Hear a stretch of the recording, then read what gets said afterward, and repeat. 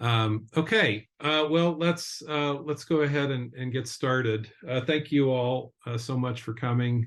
Nice to see many of you last week in Crupsey. That was fun.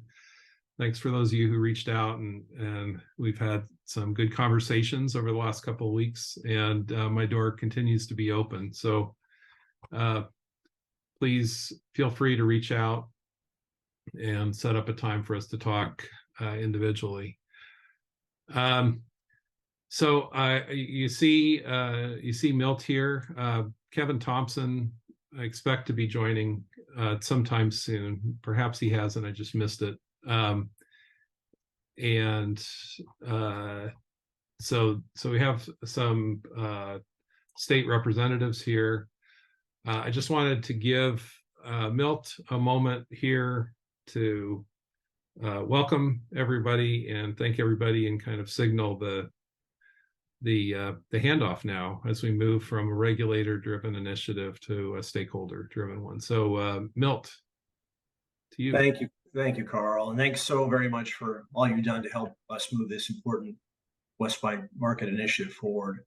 And thanks especially to all of you in attendance for heeding the call to contribute your time and talent and energy and experience to take it from here. Because as Carl said, this is the moment we pivot from a regulator-led effort to one led by representatives across the interest groups.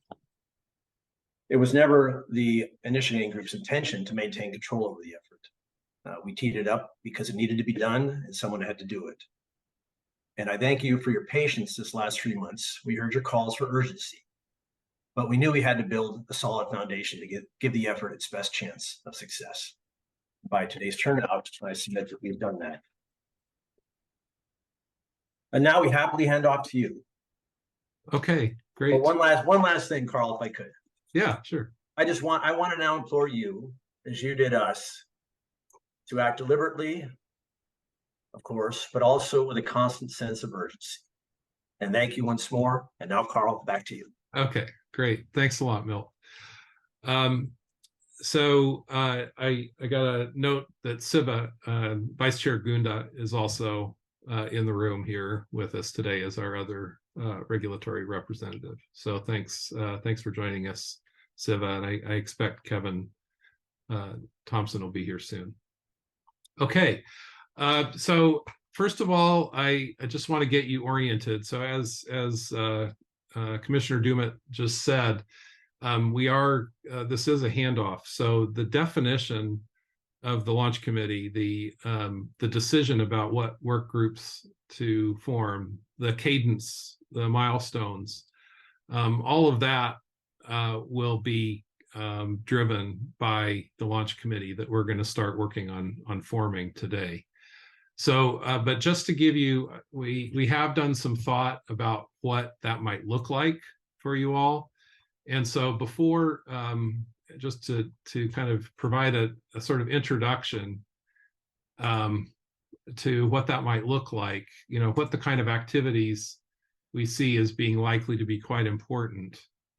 I'm sitting here still admitting people, so apologize for my distraction. So I want to show you a couple slides that just kind of hopefully get you oriented as to what we think your first steps might look like as you come together as a group. And I think this will give you a sense of kind of the pace and the kind of activities that we see happening soon. So I'm going to share my screen. And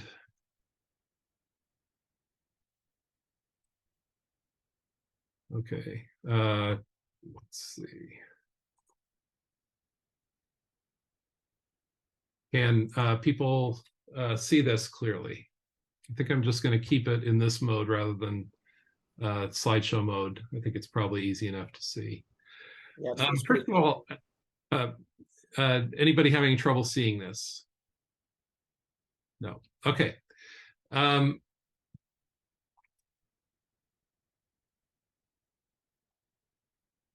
So this is a, where we've been, where we're going kind of slide. So, you can look Print back. is really small. If you could maybe zoom in a little bit. I will, Yeah, I will still too do, much. uh, Still too much. There you go. Okay, pretty good. Thank you. okay. Is that okay for everyone? Okay. Uh, so you can see, back then phase zero, we've been doing, as Milt described, this preparatory work to get to this point. Released that Westwide Governance Pathway Initiative paper on September 1st, held the virtual meeting on September 29th, and then, invited this community of volunteers to gather and begin forming the launch committee now. We roughly see phase one happening kind of the now until end of January period. The kind of activities that we see happening in phase one are listed up above there, the September to January timeframe, and the kind of activities phase two are listed there up above phase two. Done a little bit of thinking about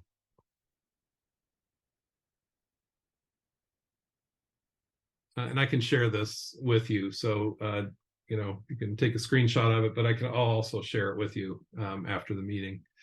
We can start digging into the more week by week details that I've been living by for the last 2 months now. And you'll see that the goals for this week, October 13th, are to hopefully get the structure for the launch committee set. I'm going to just scroll up slightly so you can see. Then there's a October 20th. We're hoping to have the sector representatives selected, and we hope that stakeholder meeting on the 20th will be a good bit of it will be a report out by the launch committee to the stakeholders at large.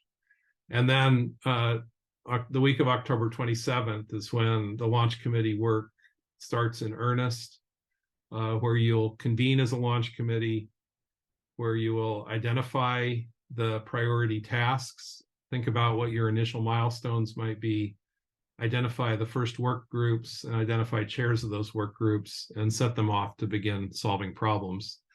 I'll say at the beginning, there's a lot of urgency in getting you all moving quickly because there are decisions to be made about funding and pursuing funding that need to be made quite quickly so that we can support your activity, so that you can support your activity. So anyway, this gives you a sense of the pace and cadence that's necessary to get us through phase one. This is suggested. It's up to the launch committee ultimately to decide what these week-to-week aspirations will be. We have set up monthly stakeholder meetings going out through the end of the year. So you have those to work with. We can modify those dates. If it turns out we picked bad dates, then we can work with you to modify those. But we wanted to get something on people's calendars as quickly as possible, and that's what we did. So in any event, that's what our calendar looks like. Overall, this is going back to Letha's presentation from the 29th, just a condensed version of that. These are some of our guiding needs that we hear from the community as large, is what we're trying to accomplish here. I'm going to go through this very quickly because I want to get to the next part. These are the kind of principles that we've been talking about to date. Launch committee can think about these principles and modify them as needed. We are looking to establish a new entity with independent governance that provides Western EDAM and EIM service that all BAs can join or leave that service, and again, applying those principles that we discovered or that we discussed in the last slide. So with that, I think you all know about the landing page that the Western Interstate Energy Board has provided. We have good news. Western Interstate Energy Board has hired an additional person who is going to be tasked with being a liaison to this effort, and that's Robin Arnold, that many of you probably know. We do have these monthly stakeholder sessions set up, and they will be recorded as this one today is, and you can always contact me if you have any questions about anything. So with that, I'll give one final reminder to folks to please put your organizational affiliation next to your name, so that this next exercise will benefit from that information being there. And you can change your name with the the little ellipse. If you go hover over your own picture and click on the ellipse, and you should, there's an option there to change your name and add that affiliation. So what I wanted to start with this morning, and I don't have, I'm going to stop sharing so we can more easily see each other. And what I wanted to start with was just some taking stock of who's here. So I'm going to start with asking the folks that are regulators or that have been involved with the states group, to staff and regulators to raise their hand, which will move you to the upper left portion of the screen. There's Siva, there's Milt.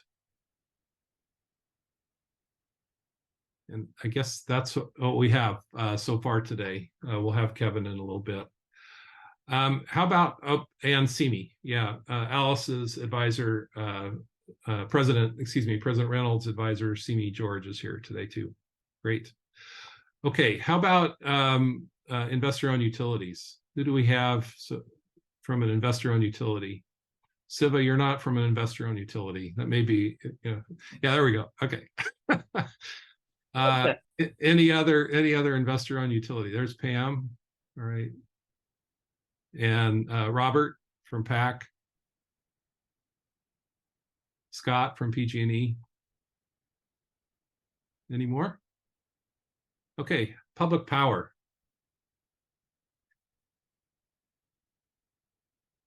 Oh, there's Mike Wilding from another investor-owned. Public Power, we have Josh and Deborah. Tina Coe with WAPA. Tony.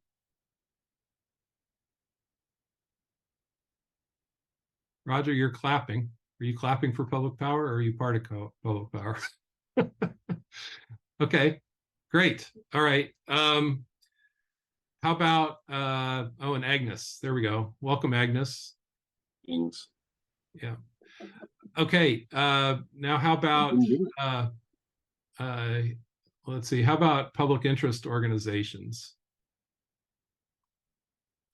BJ, Elaine, Mark. I know we got a couple more. Michael, good to see you. That may be our group. That may be our group today. All right. Okay, you guys can put your hands down. How about consumer advocates? There's Matt, Michelle, Justin. Okay, good to see you all. Okay, how about independent power? Jan, Varner. Okay, how about independent power and transmission? How about that? Mona, Ian, Spencer. Okay, good to see you all. I think we have at least one CCA person here. Do we have others? Lauren. Okay, Lauren and Evie, I see. Yep. Okay, welcome. Great. How about non-utility service providers? So people that aren't a utility but provide electric service. I suppose CCAs might fit in that category. Ian Shell fits in that category too. Any others?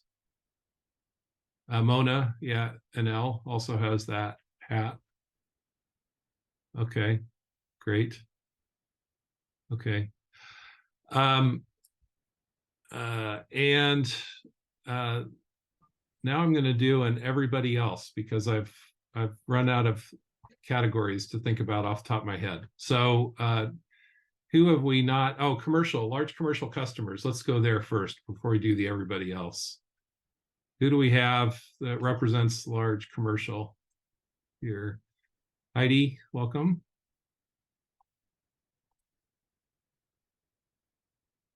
And Carl, this is Scott Miller from WPTF. I somehow didn't get my hand raised in time for the independent sector. Oh, okay, that's all right. I saw you. Operator error. Yeah. Well, I see Brian. I'm surprised Brian didn't raise his hand as part of the customer, but maybe you're not quite on the platform yet. And I believe Western Freedom is joining at some point this morning or this afternoon as well. So, okay, who did I miss? Was there anybody that I didn't call upon? No way, really? I got everybody?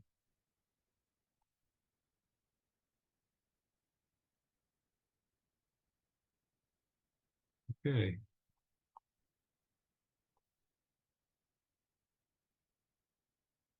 Well, Jeff, you have your hand raised, but we called the investor on utilities. Maybe you.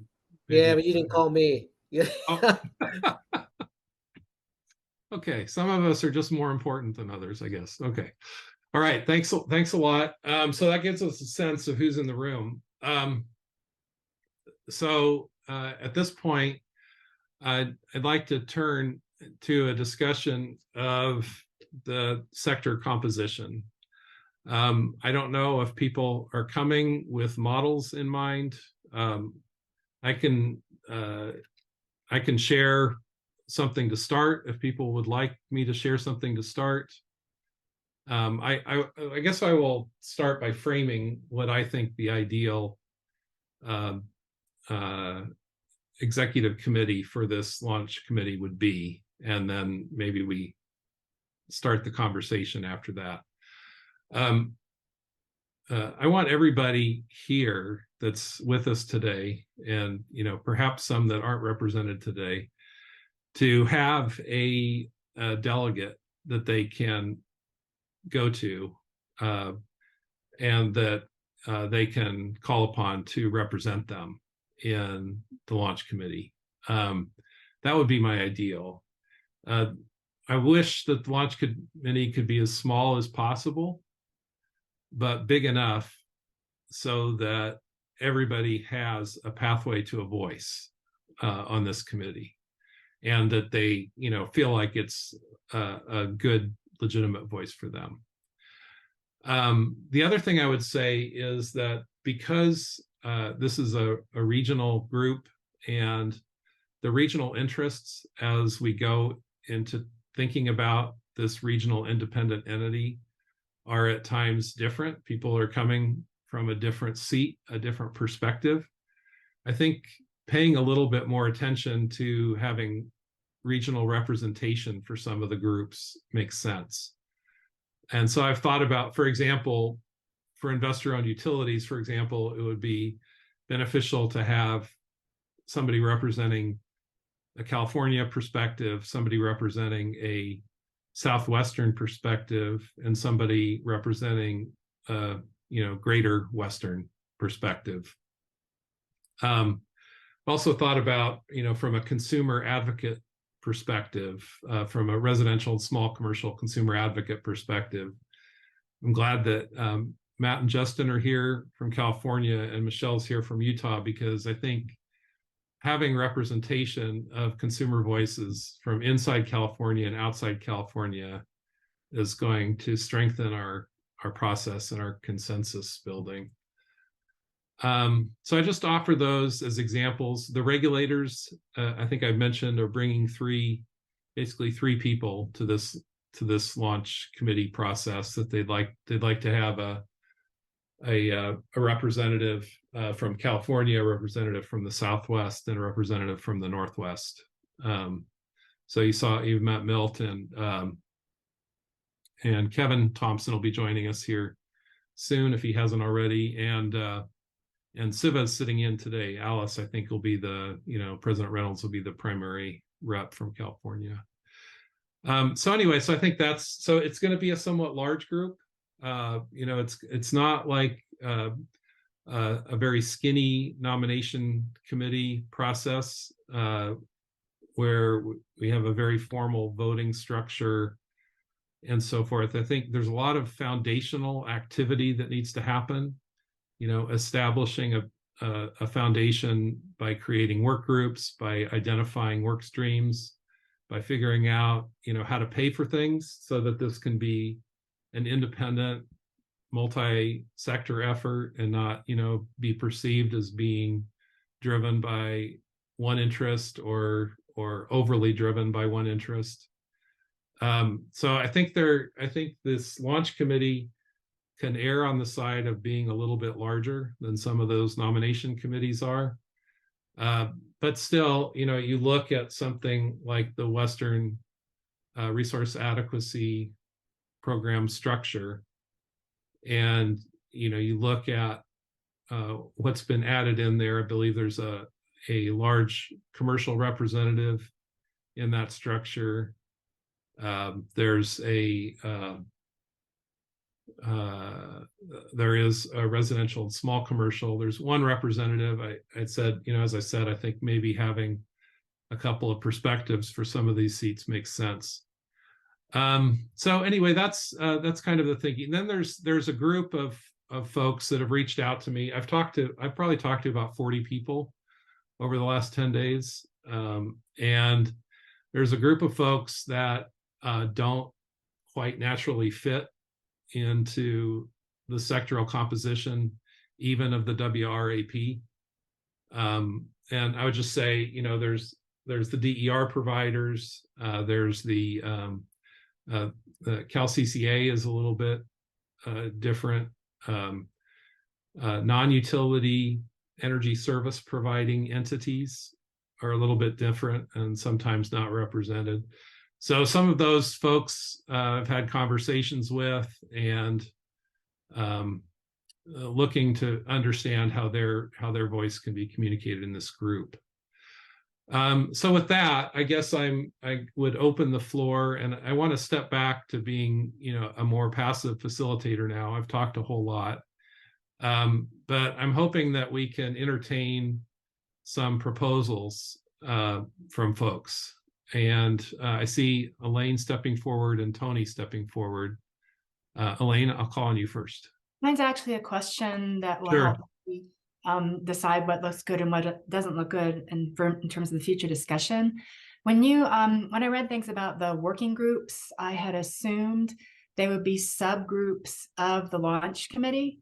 But there was something in the straw proposal that said that the form working groups of stakeholders. So does that mean that working groups can include others, representatives of other organizations? Which interpretation is correct? So what was intended, sorry for it not being more clear. What was intended is that the work groups would be created by the launch committee. So the launch committee would decide, for example, that we need a human resource and funding work group.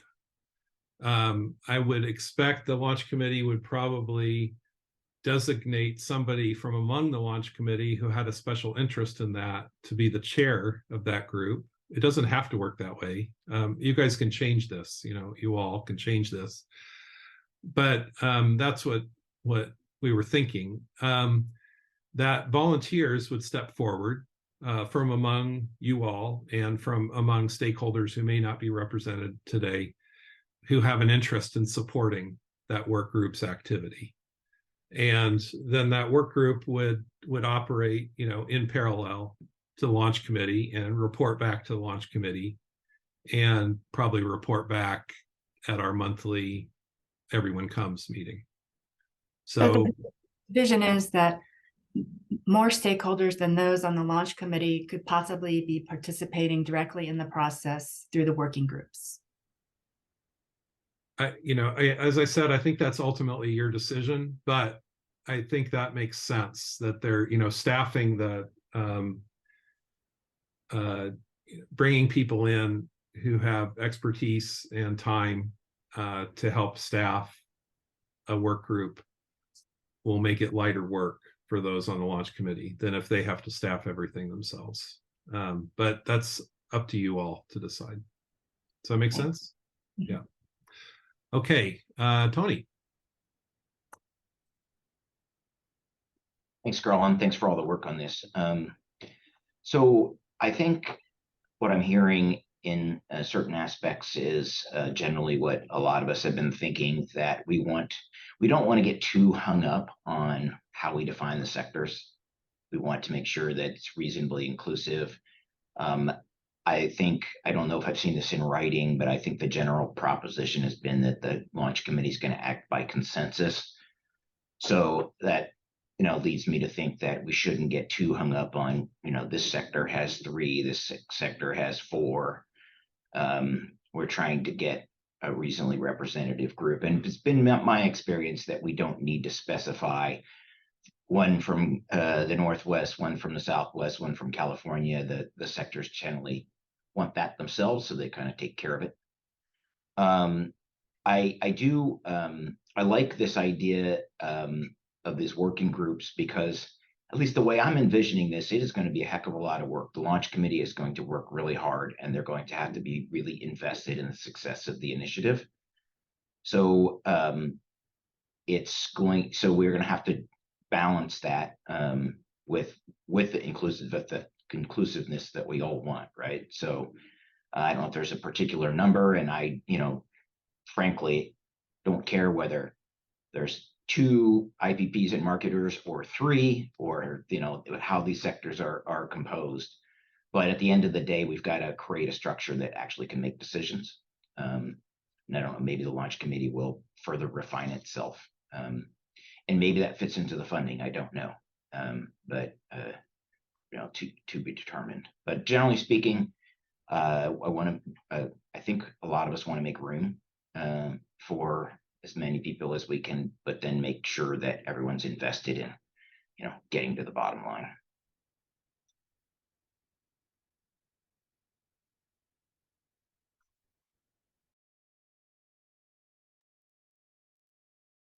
Carl, if you were speaking, you were muted. Thanks, Scott. BJ. I cannot agree more with Tony, but in the sake of efficiency and not duplication, I prefer this effort not get locked into a voting battle about seats, but if each sector can go back and make sure that they communicate internally. I have good news to share. I think Mark and others on the PIO community will agree that we are willing to organize internally and have effective representation. Geographical differences do matter, but in some ways if we can work this across time zones and locational differences, I feel that if we're going to maintain agility and flexibility, WRA's request is that the sectors organize internally and have efficient, but the most proactively thoughtful representation to help you all in this effort. We all cannot afford many meetings all the time. And second, I agree with the work groups so that you bring the right expertise. And I'm being very blunt here because I just had to raise some money for PIOs to be engaged. We don't have ratepayer support money. And I'm sure Michelle would agree with me, is that we bring expertise to the table, not just representation. Thank you. Okay, thanks, VJ.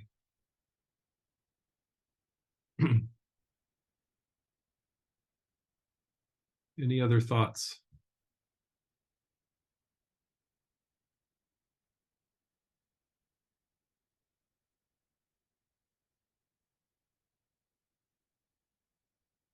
Yeah, Michael. Michael Colton from the EDF. I guess the one thought that I had was there's probably a Venn diagram of a lot of overlapping interests here, but I think for at least the launch part, the more seats at the table, I think the better. and things can consolidate down as we sort of continue to sharpen the pencil. So I would rather see, for example, a public interest organization seat and a consumer advocate seat. You know, I would rather see a large energy buyer / CCA seat and a utility seat. You know, there's just, if we're going to have this work, we have to recognize that the West is differently situated than a lot of the other parts of the country. And so we should try and have this be, you know, aired towards more inclusive, even if it's a slightly larger number of seats. And once the people are in the seats, we can figure out, we're all adults, how to govern properly and to move expeditiously. So I understand the instinct to try and keep things small and streamlined to try and get decisions done. I think that would be a mistake. If this is going to get done, the only way it's going to get done, in my opinion, is to get done together. Okay. Elaine? Yeah, as a starting point, I thought the list included in the straw proposal was a really good, strong starting point. Maybe we could start from that. Okay, if I could just ask a clarifying question. I'm hearing two different things. One is to define sectors, and the second one is to have a more organic process where we actually don't define sectors, but people volunteer to serve, and that the combination of folks that volunteer to serve ends up spanning the sectors. So before we do the sector starting point, thank you for that endorsement and starting point, Elaine. But I just want to ask the question: do we want to have the sector conversation, or are we driving towards a more organically defined board to start with? I see, Roger, you have your hand up. Carl, I'm not answering the question you just asked. Okay. I had my hand up. So if I can, Okay. maybe you want to ask that question first, but I had thought on the sector comment you had earlier. So Okay, Pam, I'll come back to you, Roger. So, I mean, I think, I don't know that you heard, or at least I didn't hear, that we should not have kind of a sector opportunity here. And I mean, I think the reality is that we are looking for the most diverse buy-in, but that we need to be able to consolidate on certain voices to represent the different sector perspectives. And while we might not have one voice, one person for one sector approach, we might be a little bit more inclusive than that. But I think it's still important to recognize that we have to be able to, as sectors, communicate back to our broader coalition of stakeholders. I mean, we're not going to have, there's 28 balancing authorities in the West. And I mean, I think we need to be able to hear the voice of all 28, but not on the launch committee. I think we still need to be able to say, okay, like, hey, balancing authorities, and however you want to split that, public utilities, federal power marketers, investor-owned utilities, that we still are able to communicate on a sector basis and have a voice in this process, but that it might not be one person per sector in a very linear way. Okay, thanks. That helps. Roger, why don't you give your thought?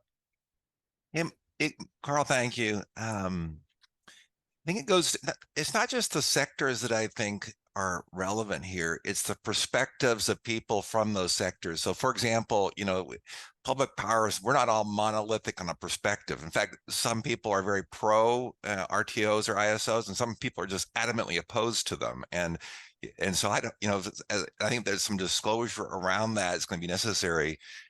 I may want to have a sector representative. I could probably rather trust a sector representative who's pro RTO ISO much more than someone from public power who's opposed to it, as an example. Because just in disclosure, we're very much in favor of an RTO ISO in the West.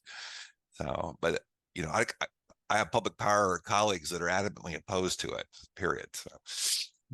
Okay, All right, thanks. Tony, did you want to step back in? You're muted, Tony. So, there's been some thought into how this might work.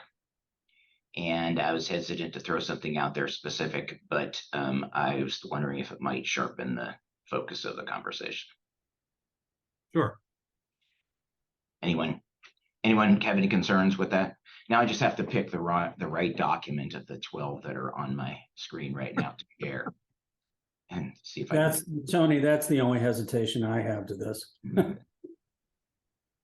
it is. All right. Now, this probably needs some explaining because I think we made some assumptions going in. First of all, can everyone see it? No. Why don't you zoom in a little bit, Tony? Yeah, It's too super tiny. super tiny. Isn't that funny? It's really big on my screen.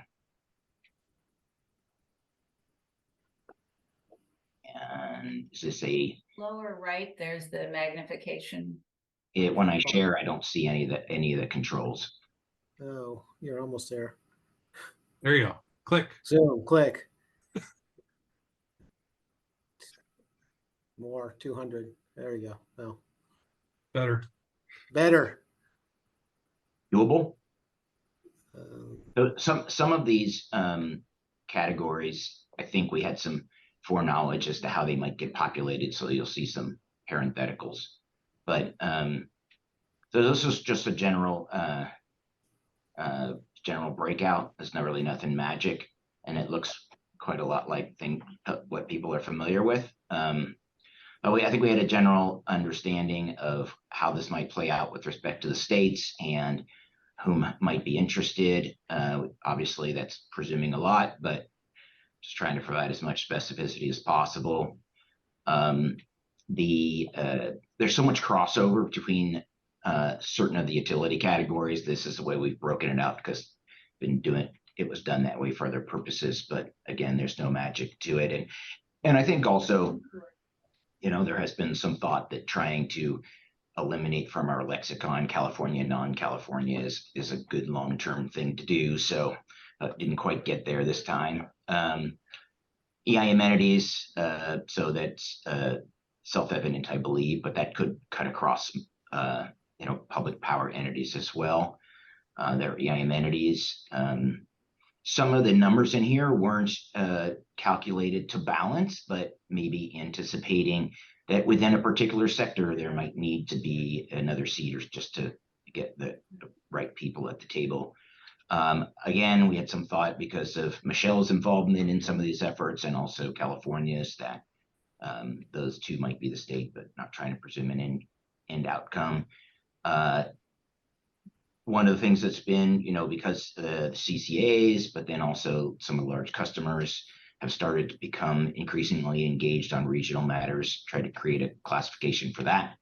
PIOs, it's already been discussed. And then we filled in WAPA here because it's our understanding that there's only going to be one PMA that's going to engage actively on this. So that's what's behind that. So I don't know, hopefully that helps sharpen the discussion here. But that's some ideas that have been bandied about, not that anyone's affirmatively endorsed it, but been pretty well vetted.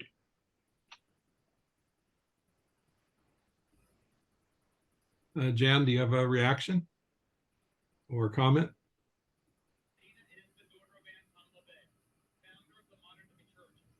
You're on mute.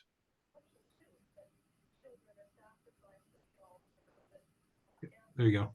I'm a proud product of the mid-20th century, so sometimes I'm a little slow on these things.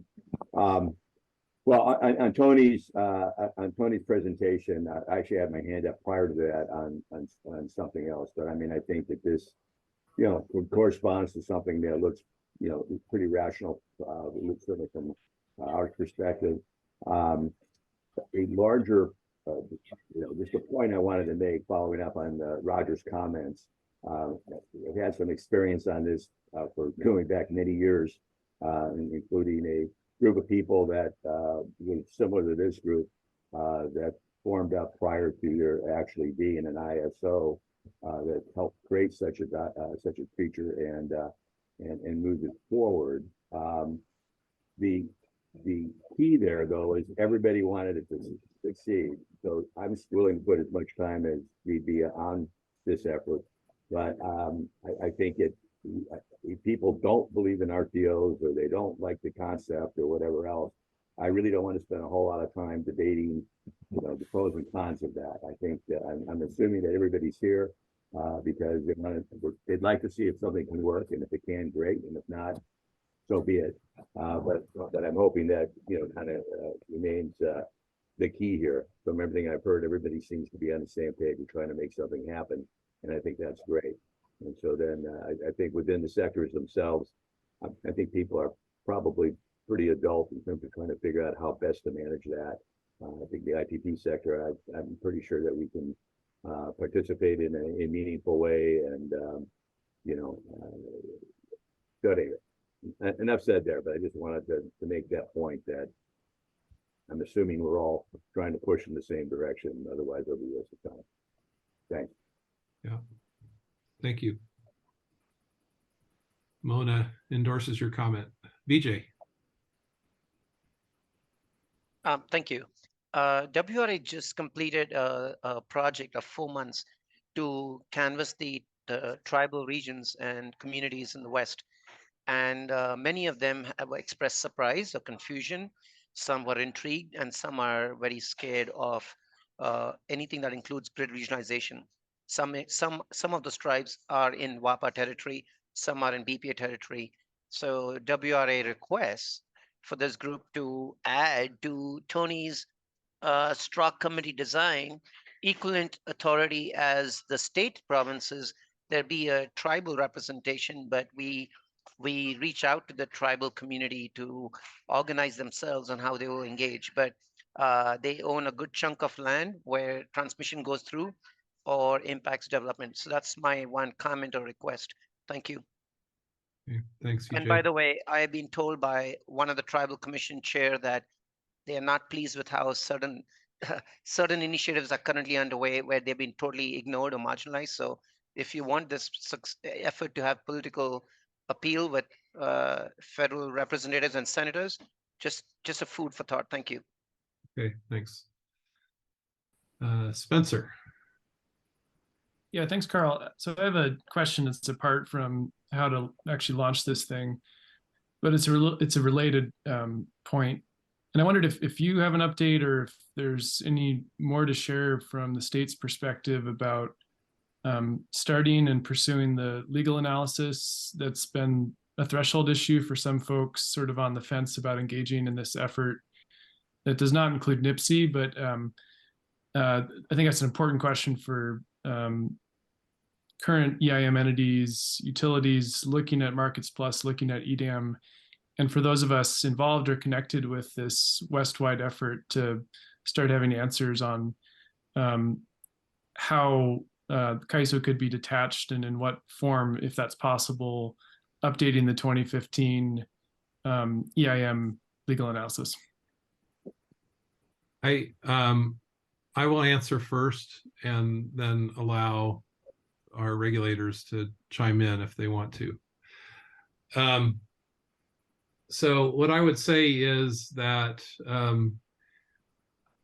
we have requested comments in response to the phase 0 and phase 1 process plan report document that was distributed on the 29th.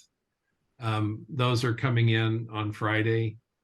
I expect that some people that file those will repeat or refine their request for legal analysis of certain kinds. I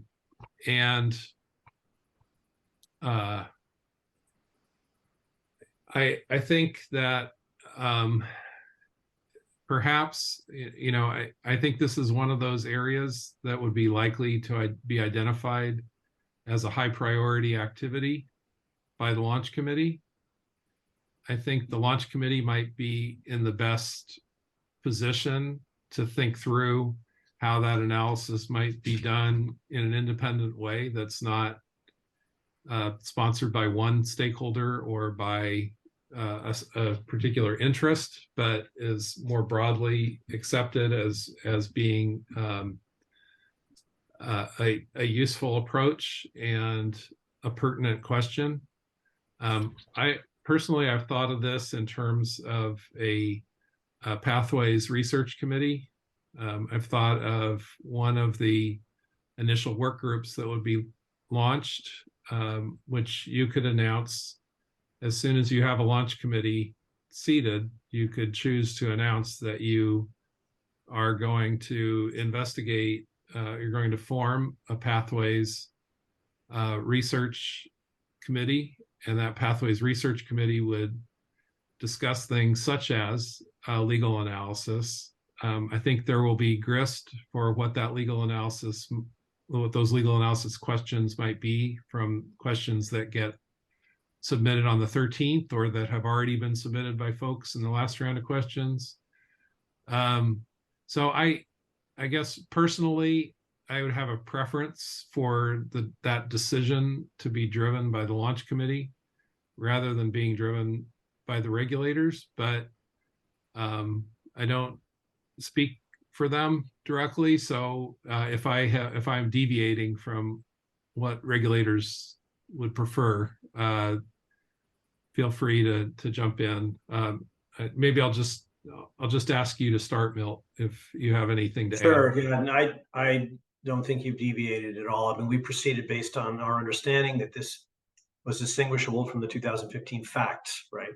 But I concur with you, at least, that this is, a subject that a working group can take up just to, confirm that understanding. So no, I agree on all counts. Okay. Any other regulators? Siva has raised his hand. Go ahead. Yeah, thank you, Carl and Milt, and thank you for that question. I agree with how Carl kind of articulated that. I think the work that has been done at the start of proposing the initiative was to make sure there is nothing stopping us from doing it. But we recognize that there are many ways that the launch committee might want to take this in. And as Carl mentioned, whether we call it pathways or scenarios of what that future the structural composition would look like, based on that, the way we are thinking about it is there'll be steps, a few or many steps to do, both on potentially some legal steps or, legislative steps. And we want to understand that through the launch committee's thinking as to what the scope of this new entity will be, and the ease of formation of that new entity. So I think the launch committee probably will come up with scenarios optimizing around that. And then we'll work through the scenarios and the steps. That's kind of how we've been thinking about that, Spencer. Thanks, Vice Chair Gunda. Brian, are you there? I am here. Okay.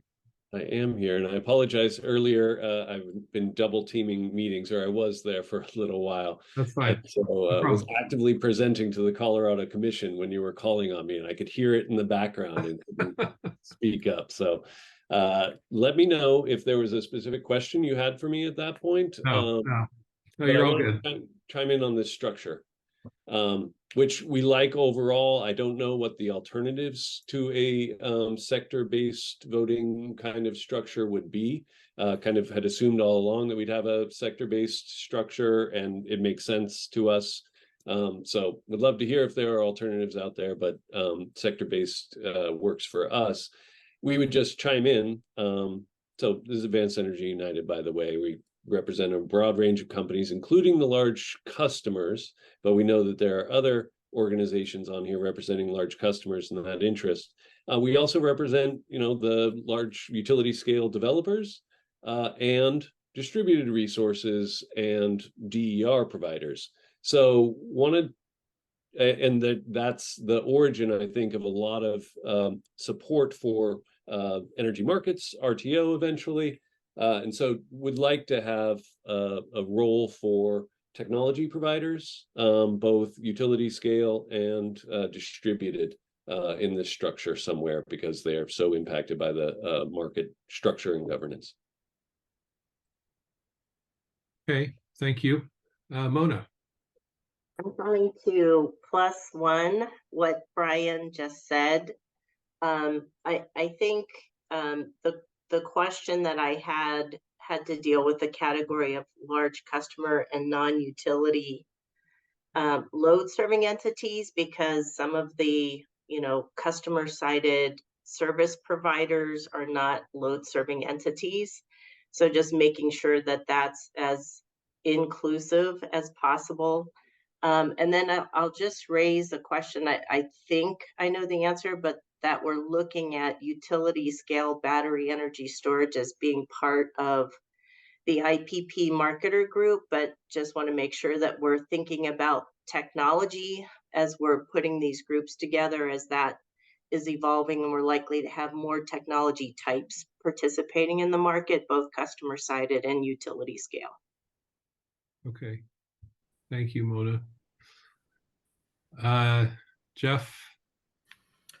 Yeah, I think the sector approach in general is the right way to go. But for coming back to sort of something that Jan Mutney Jones said, and I want to get some clarity here, and it may, I don't know if there's a firm answer, but it may narrow the discussion somewhat. Is one of the sort of the immovable principles of this activity is that we're going to preserve and expand the EDAM or the WEIM. I've heard some people floating well, maybe we should be neutral to market technology, and we shouldn't decide that up front. So can we decide that up front? Can people frame that up front? Is that an immovable portion of this, that it will be sort of building off of EDAM/EIM? Or is that an open question? You may get different people being involved depending on the answer to that question. I might turn to one of our regulators. See Commissioner Tawney, Carl. perhaps. Yeah. Happy to take a turn. And also always happy to have Siva follow on. I think from my perspective, the problem that was posed to us is about governance of the Western EIM and EDAM, and what is that pathway over time that enables folks to say yes to EDAM and preserve the value proposition that we have seen, and the significant investment ratepayers have made, both ratepayers inside California and ratepayers outside California. I think, if a pathway can't emerge, then, let's talk. But I'd rather start with the value proposition we have in hand and the problem that was raised to us as the policy community around governance. Siva, did you want to step in? Yeah, thank you, Carl. And I think Commissioner Tawney kind of articulated really well. Just to add, I think, to what she just said, I think the value proposition when we brought this to the table from California and to our Western colleagues was really around the problem statement of ensuring that EDAM has the pathway to ultimately become independent. And if there is desire, and to the extent that there is desire, there are options for some of the parties to be able to join an RTO if they want to. So the idea really came around the idea of moving EDAM and EIM forward through this. But I also want to stress the point to what Commissioner Tawney just mentioned, and going back to Spencer, is that once the launch committee articulates the different scenarios as to how the EDAM could be extended to more independence under this entity, and then lays then out the different elements that has to be done to ensure that that can be done. And if we can deliver one of those pathways, through the legal constraints or whatever it is, I think then absolutely we should consider, other market technologies, but not at the start. Okay. Thank you. Scott, you're next in line. Thanks. There's a lot to react to on that. But let me just say that, first of all, Tony, I appreciate your taking a whack at this. It's always a little bit difficult to be first out of the box, and just contextually, this looks fine. I can see additions to it, subtractions to it. You know, I could see it adding tribal entities to it. I would suggest that within these groups, there are a lot of people, if organized appropriately and the sector representatives do their job appropriately, as we have in other areas, that we can accommodate most of these interests. For example, when we're talking about some of the developers of storage, those fit in utility scale storage. Those fit both within public power. They fit within the independent generator sector. They fit in the EIM entities. So I don't worry about that too much. I also understand that if people are fearful beginning this, that they may be left out. I don't have any problem with including an additional sector or two. You just have to be careful about how unwieldy it can become. At a certain point, then the sectors begin to lose their meaning, and you should just go to a consensus of a group like this. But I would endorse the sector approach, taking into consideration as the sectors organize, that they are going to, whoever is going to be representing the sectors in this group works hard at coordinating and keeping in touch with everybody who identifies in that sector. And then it should work out. As to the question about EIM, EDAM, I'm fine with that. I think the point was to get to as broad a market as possible, both geographically and otherwise. And I think, speaking for my group, most of us, want to march all the way to some form of an RTO, but we're happy to stop at the EDAM, EIM whistle stop and make it as brief as possible. Thanks. Okay. Ian? Hey, Carl, thank you. Yeah, appreciate Tony taking a whack at this as well. And I'm broadly, I think this looks pretty close for a first whack. Tend to agree with what Scott said, trying to balance being inclusive, but also being expansive and covering all the bases. And so I agree, whether like tribal entities participate through the PIO pathway, if you will, or if they have sort of their own pathway. Either way makes sense to me, and I agree that their voice would be good to get into the mix. With respect to EDAM and EIM, I understand that this process and project was scoped with extending independent governance to the existing EIM and then EDAM. I guess I would just caution that, depending upon what happens in the broader West, I do think that maybe we ought to at least put a plug in for a pivot in the future if need be, such that there's another product or market platform that proliferates, whether it be Markets Plus or EDAM or some third and unknown out of left field approach. So I think, understand that the scope is more narrow here, and I'm fine with that. That makes perfect sense to me, as long as the door is open such that that time comes. Thank you. Roger. Thank you.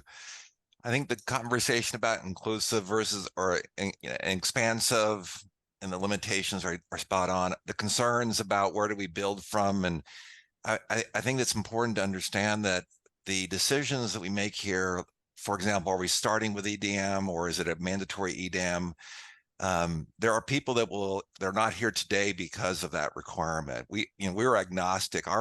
My personal view is that I'm agnostic on the EDAM, SPP, Markets Plus, or the Acme organization's market tool. I definitely don't want to see repeat and rebuild of what's already working well. And I understand there's also very strong and I think reasonable arguments for the incremental approach. But for some of us, we're agnostic on the increments, but we want to understand the end state because these increments actually don't work for us. I mean, I'll just make a statement. I don't see EDAM or SPP or EIM working for transmission dependent utilities like ourselves. They work for the participants that are BAs, but they don't really work well for the participants that are automatically in these types of things.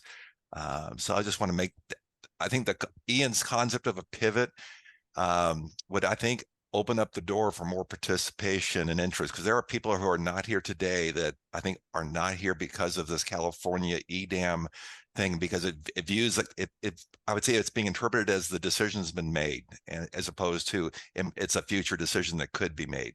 I don't find anybody saying we should throw away EIM, for example. I think most people say, let's build on what we already have. And those are the significant investments that have been made. And there's been a big EDM investment, and there's been a big SPP Markets Plus investment too. And people are already putting their stakes in the ground on those too. Thanks. Okay. I'm gonna just jump in and give you my opinion, which is just my opinion. We don't know what the EIM, EDAM option under independent governance looks like today. We need to figure that out. If you want to make a rational choice down the road, if you're a state or a utility, and you want to decide what's of greatest benefit to you to join a future generation that's built upon the EIM EDAM platform, or to build upon an option that's being developed on a Markets Plus platform or some other option, a precondition for making that choice is that there's a well-defined option. So personally, I see this project as taking that necessary step of refining and defining what that option or those options, those pathways look like for when they're attached to this particular platform. That doesn't preclude, and in fact, there are parallel efforts or other efforts trying to articulate that same, what that same future looks like, emanating from other paths, from other starting points. So personally, I would be concerned about diluting this conversation too much by including multiple starting point options as a precondition for envisioning pathway options. I think it's much more sensible personally to fully consider pathways that emanate from different starting points, and then everybody gets to decide. Everybody gets, delivered to them an option, a vision, a viability, and then they can say, I like this one more than that one. I'm not sure that forcing simultaneous consideration of platforms from multiple origination points in the context of this initiative moves the ball forward for either one of those options very well. So anyway, that's just my opinion. And I don't have a vote or anything, but I'm just a thinking person that looks at this, and this is what I see. So, but anyway, I'll turn it back to you all. I've got a couple hands up that I think are leftovers, like Siva and Ian. I think you guys are not in line, right? And I think Werner is next. Also, I want to go back to Elaine at some point, because Elaine originally teed up the question about looking at the sectors, and then we got started. We ended up thinking at it through Tony's lens, and I just want to check in with Elaine and see how she's feeling about this conversation. But Varner, go ahead. Yeah, thank you. I think to the question on structure, I think that Tony's straw proposal here looks like a pretty good structure. With the consideration of adding tribal representatives, I wonder if we want to also extend that invitation, which I think is a good suggestion, well taken. I wonder if we also want to extend an invitation to labor representatives, both inside the state of California and outside the state of California. Okay. Elaine, I want to give you a chance to jump back in if you would like to, but if you want to defer, that's okay too. I can defer. I think Tony's is fairly consistent, and it's a good jumping off point as well. Okay. Okay. Michael. Sorry, getting off mute on the iPad is harder than on a computer. My only observation on the labor question is I suspect that a lot of the work that is being envisioned for the launch committee is pretty detailed and pretty technical in nature. I certainly do not want to be exclusionary, but I think it's about it would be an effort about getting the right name and not just a name in order to be able to get this to work. So I think we might want to huddle to see if there is a specific name that is in mind there before we just sort of put the olive branch out. And just recognize that there's a difference between the launch committee versus a nominating committee or something else where you might actually want that level of expertise kind of further down the road. But if it makes sense for the launch committee area. But otherwise, I think this works. Tony, the only question that I haven't done the math, is what your total numbers all add up to, and just make certain that it's not an even number, just in case of a tie, that we might want to take away or add one seat just to make it so that we can, have odd numbers are always better.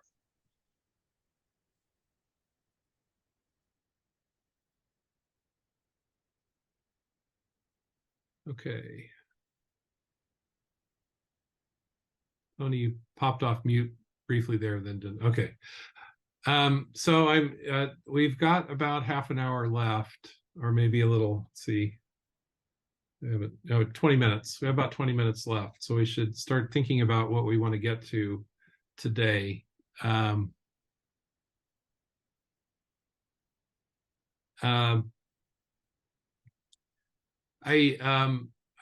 heard.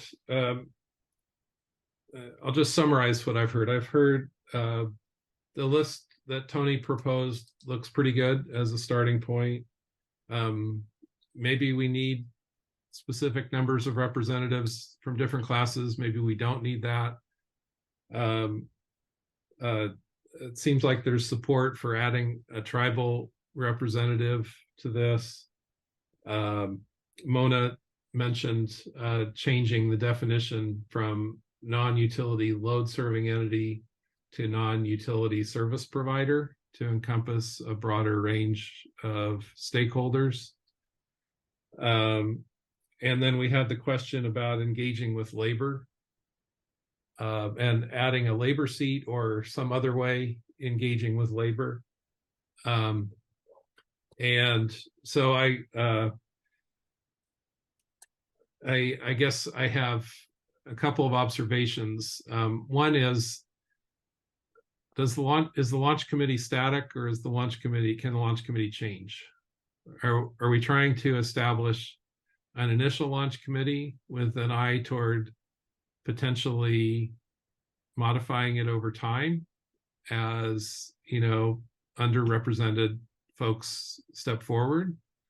Or are we trying to establish a launch committee that we don't want to change, that we don't want to add people to or modify sectors over time? And I think if we're trying to do the latter, we're trying to make something that fits, then it's really important that we include every interest that we think needs to be included right now. Even if we haven't quite talked to them yet about it. If it's a little bit more flexible than that, and we can invite folks in and modify over time, then maybe it's not so crucial that we, so I just raised the question there. What do you guys think about that, Brian? Just really quickly, speed is a necessity, so I say we get going and we can modify over time as long as we don't take a whole lot of time agonizing over it when a proposal comes forward to modify it. And I wanted to make a point that I suggested adding a seat regarding technology providers, both utility scale and distributed, and I don't want that to get lost. Thank you. Okay, Mona. Ditto. So ditto with respect to adding the technology provider seat? Ditto that what we're proposing right now is what we're proposing right now. And I think we need to be flexible to see if we need to make modifications over time. Okay. And with regard to the technology seat, let me just ask you, since I've got you, I interpreted your comment about changing non-utility load serving entity to energy service provider, that you were building in some technology inclusiveness there. And so do you have any thoughts on the separate technology seat that Brian is suggesting? So I'm actually having some side conversations, I won't say with whom, but some other people that may be in that category may be uncomfortable with lumping together load serving entities with other types of service providers. So okay, that's where we may need some flexibility. Okay, Jan. Yeah, we're not coming up with a new version of the 10 Commandments, so I think we ought to keep this as flexible as possible. My experience in this stuff, if people are going to come and go, the workload's going to be really heavy on the front end. The issues will change, and we're not coming to an end state here. We're trying to come up with a process to continue to move forward. So other issues will come up over time, and as this thing matures, there'll be issues that we'll have to think about. But I think keeping it flexible is the best approach. That way we can modify quickly if we need to. Thanks. Okay, Vijay. To build on the question about how to be agile, I'm looking at this like a marathon where we're going to be on a time constraint. So the baton be transferred from somebody in the sector to somebody else when the issues evolve. So yes, to being agile and adaptable, but also maybe we agree on a threshold of when the topic is changing to a certain new level of decision making, then we quickly reset, or not reset, but quickly identify is the current representation ideal, or they need to go within the sector and resubmit a better representative. Expertise, again, not just somebody's locked in forever. Thank you. Yeah. Abby. Yeah, I'm going to Mona's question. It was Mona and I having sidebars, but I'm fine with going with this with a flexible approach. I think that's the right thing. My fear is that what we've created now is kind of a Frankenstein's monster category of things that don't quite have a place. So we're throwing them all in one bucket. And I think we need to be careful about that. Okay, so is your guidance to err on the side of too many, basically? Yes. Okay. Other thoughts?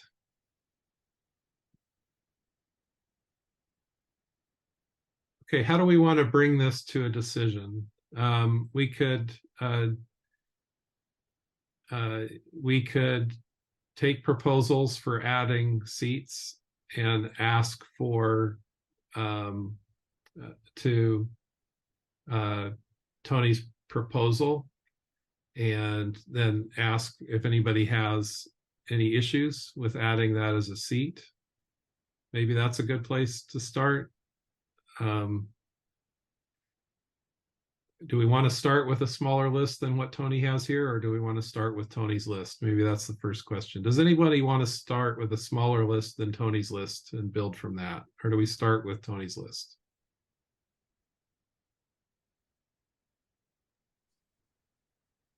I think Tony's list is a good place to start.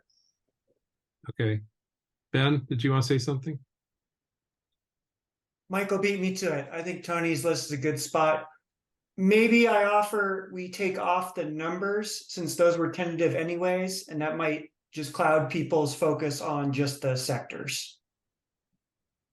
Okay. Anybody opposed to taking the numbers off for now?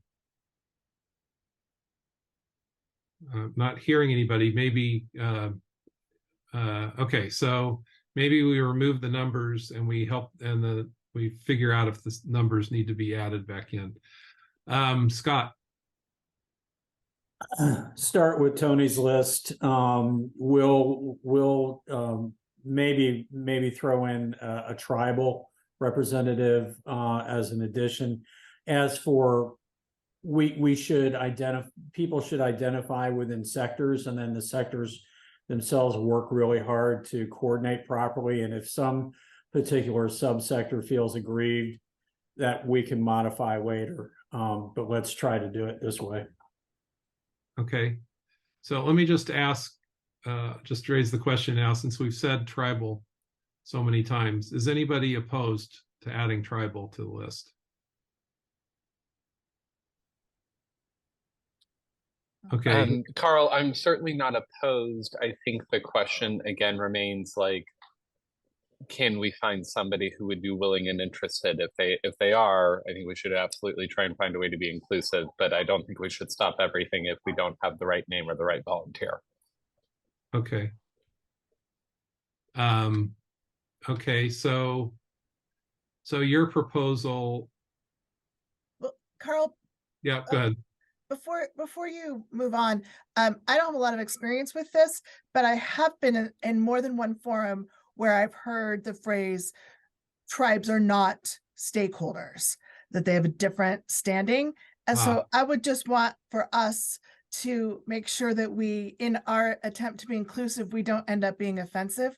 I don't know, I'm not an expert, but let's make sure that we're working with people who do have that expertise before we move forward with it. So maybe having an outreach to potential members is a category. So we have the kind of the list of people of sectors that we know want to be engaged, and we have people saying they want to be involved, and then we have potential sectors that we will work to engage with and determine whether they have an interest in being represented. And that we'll put, then we can put all of those into that. I mean, we can put labor into that category. The technology one's a little different, but we'll get to that in a minute because people have their hands up. So Abby, go ahead. Yeah, could we take the large customer non-utility load serving entities and break it in? They're different categories, very different, large customers and load serving entities. Break that into two, and then I think I heard add a technology provider category, and I'm not sure if that gets Mona in somewhere. Yeah. Okay. Anybody opposed? Kathleen supports that. Anybody opposed to Evie's recommendation? This is Vijay. I raised my hand. I just want to clarify that WRA volunteers to partner with WAPA or others to reach out to the tribes. I do feel that Can't hear you, Vijay. Sorry. Breaking up.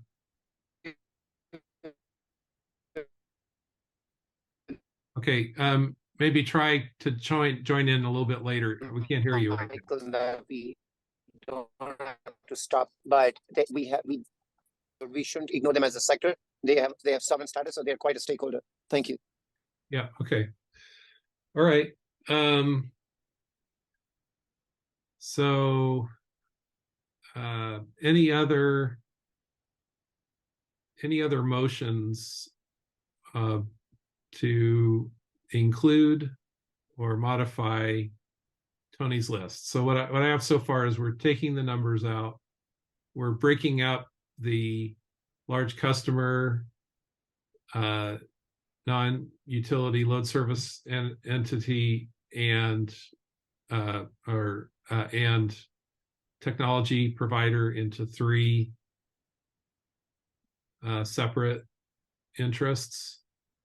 We're reaching out to tribes and potentially to labor, and BJ is volunteering to talk with WAPA about how to do that appropriately. Tony. Carl, I had hoped I want to get past composition because I think there's some important things that will influence the composition. Okay. I don't know, but before we do that, so if we don't have numbers on the sectors, what are we going to ask the sectors to do in the next week? I mean, how about here's my suggestion. At most, change it from 3 to at most 3, and have the sector come back with how many they feel like they need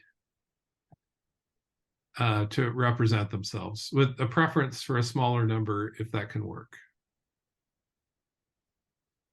Does that work, Tony? Yeah, I mean, I work with it, and I'll circulate the edits that I heard. I'm not sure I'll get the technology part right. My own personal presumption was I thought that they were encompassed within either Smutney's or Spencer's or Scott's shops, but if that needs to be modified, I don't have a concern. Okay. Elaine. Yeah, so that sort of begs the question, if they come back with all of this, who decides how many in each sector? Is this group again has a discussion? Yeah, so I would propose that we have a meeting again in a week. I'm going to propose that it's the same time on the same day, just to keep it simple. But if that doesn't work, then we can always modify that, and we can do some kind of, poll to when people can meet. I would propose that the agenda next week would be for each sector to report what they would propose and who they would like to sit and how many people they would like to sit.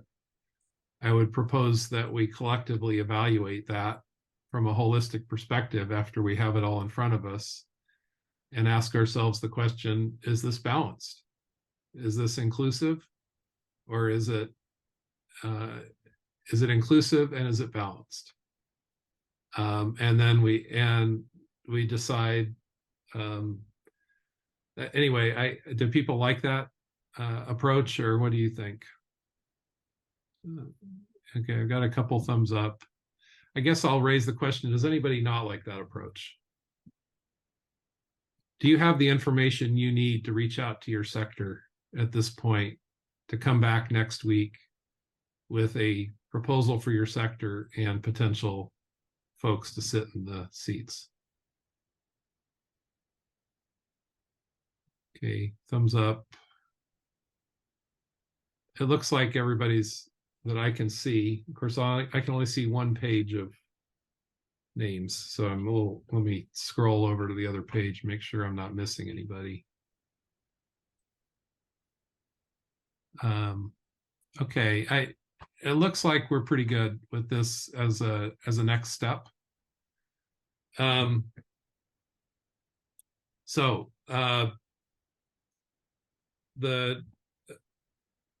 The question, we have 3 minutes left. This same time, same day, any hard no's to that one? Do I need to send out a poll, or do we just make it work? Make it work.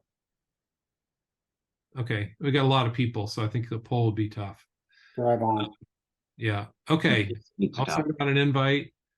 Other agenda items for next time, other than sectors reporting in on their representation with representatives. Tony. So I know there's a couple minutes, but I think there's been some really constructive discussion about what the work streams might be, and the working groups. And I think that would be really important to specify. I think, and I think there's some initial questions, right? They're the hot questions that are built into each of those work streams. And I probably can't, start down too far into that conversation, but I'd like to get that on the table as soon as possible, because I think that some really good thinking has gone into that. And then, a lot of this has to do with the future of the CAISO and how it's structured. And I checked at the beginning of the meeting, they're not here, right? And I think more and more there's been a realization that I think they're probably hesitant, right? Because of political optics and others to have it too heavy a hand. But we likely just can't have a constructive discussion on some of these issues that are going to be done in the work groups without them being very actively involved. So I'd like to, throw that on the table. I think that there's general recognition of this after it has sunk in what we're really trying to do here. Okay. Are you proposing that for a discussion next time? Are you proposing that they be invited to come next time? Are you proposing that the question be posed, that they be considered to be contributors to certain work streams, but not part of the launch committee? Or I guess I'm not totally clear on what question you're asking.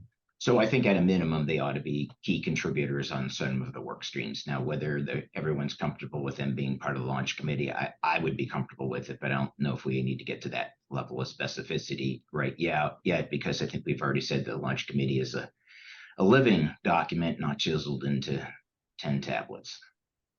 Okay. So, Elaine. I'm going to say something that's probably obvious, but when we go back to our sectors, maybe we should rank, if we're going to come back with 3, rank them. So when we get into discussion next week, if it's decided you're going to have 2 or 1, you already know who that person is, and we don't have to sort of circle back around again one more time. Yeah, that's good guidance. When, think as few as many when you gather with your sector, as few as possible. But you might want to come with an extra one in your pocket in case balance ends up requiring an extra one for some reason. Maybe is a way to think about it. Okay.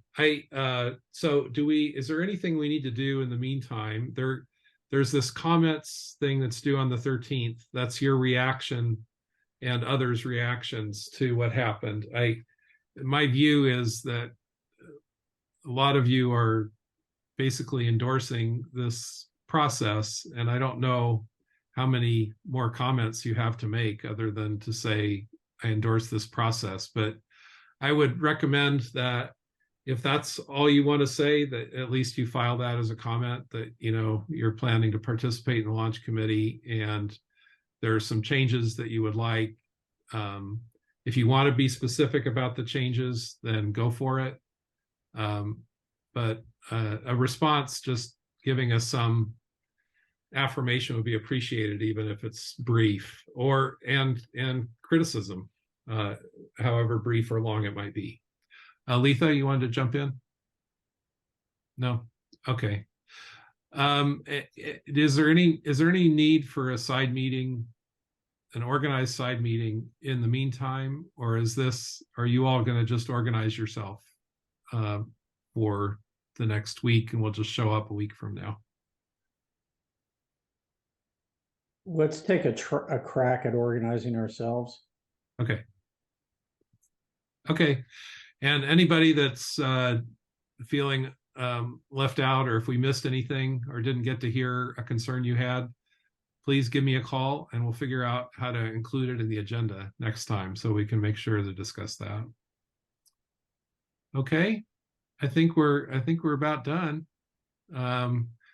Thanks a lot. Tony, if you wouldn't mind sending around, I guess if you want to send it your your list as you understand it to be modified to me, and I will forward it to everybody else as just a working document. So we all have a common memory of what was up in front of us. That would be good. And I'll make sure everybody gets it. And if there's anything else people want distributed or information that was shared, let me know. Okay. All right. Thank you all. It's a pleasure. That went well. Thanks, Carl. See you next week. Yeah. Bye. Thanks.